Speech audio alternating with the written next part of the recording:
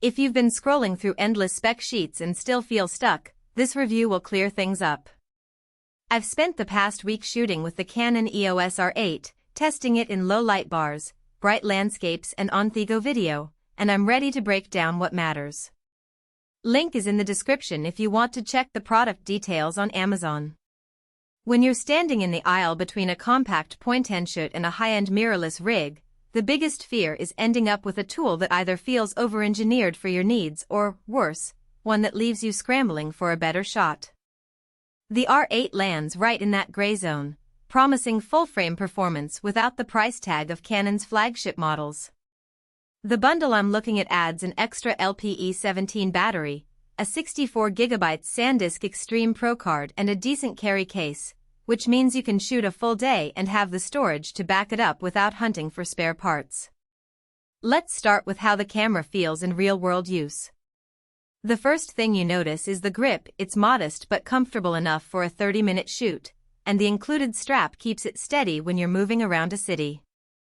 I was able to pop the extra battery into the side compartment in under 10 seconds, which is a small but real confidence booster when you're on a rooftop at dusk and the meter starts to dip. Battery life on the R8 isn't a marathon, but with the spare LPE17 you get roughly 350 shots in a mixed still/video day, which aligns with most other full-frame mirrorless cameras in this price bracket. Autofocus is where the R8 starts to stand out. Canon equipped the sensor with 1053 automatic AF points that actually cover the whole frame, not just a central island. In practice, that means you can place your subject right at the edge of the viewfinder and still get a quick lock. I tested this in a crowded market, tracking a friend as he weaved through stalls while holding a coffee cup. The eye detect feature locked onto his face instantly, even as the lighting shifted from sunny to shaded. For beginners who worry about focus hunting, that reliability removes a lot of anxiety. More experienced hobbyists will appreciate the ability to switch to zone or spot AF for precise control without digging through menus. Low-light performance is often the litmus test for a full-frame sensor, and the 24.2-megapixel CMOS chip paired with the DIGIC processor handled it better than I expected for a camera in the sub-$2,000 range. I shot a series of indoor portraits at f/2.8 with ISO 6400.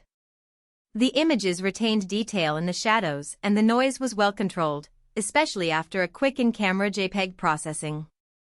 If you're planning to capture concerts or nightlife, the R8 gives you a usable ISO ceiling without the grain you see on many APS-C competitors. That said, it's not a night vision beast. At ISO 12800 you'll start to see the softening that any sensor of this size will exhibit, so you'll still need good lenses and a steady hand or tripod. Stabilization is another practical consideration. The R8 includes in-body image stabilization, IBIS, that offers about 5 stops of shake reduction. In a handheld video test, I filmed a walking tour of a park at 30 frames per second and the footage stayed smooth enough that I didn't need to add a gimbal in post. However, the IBIS isn't a substitute for a dedicated stabilizer if you're planning long, cinematic moves. For most vloggers and content creators who need a lightweight solution, it's more than enough, but a professional filmmaker would still reach for a rig for complex sequences. Now let's talk about the lens ecosystem because that's where many buyers pause. Canon's RF mount is still growing, but you already have access to a solid lineup of prime and zoom lenses ranging from ultra-wide 14mm to a bright 50mm f/1.2.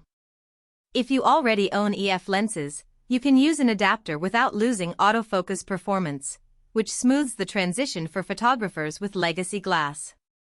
The downside is that the most coveted RF lenses sit at premium price points, so the cost of building a full kit can climb quickly. If you're just starting out and want to stick to 1 or 2 lenses, the 24,105mm RF lens, often sold separately, pairs nicely with the R8 sensor and AF system, covering most everyday scenarios. Menu friction is something I paid close attention to because a steep learning curve can turn an otherwise great camera into a source of frustration.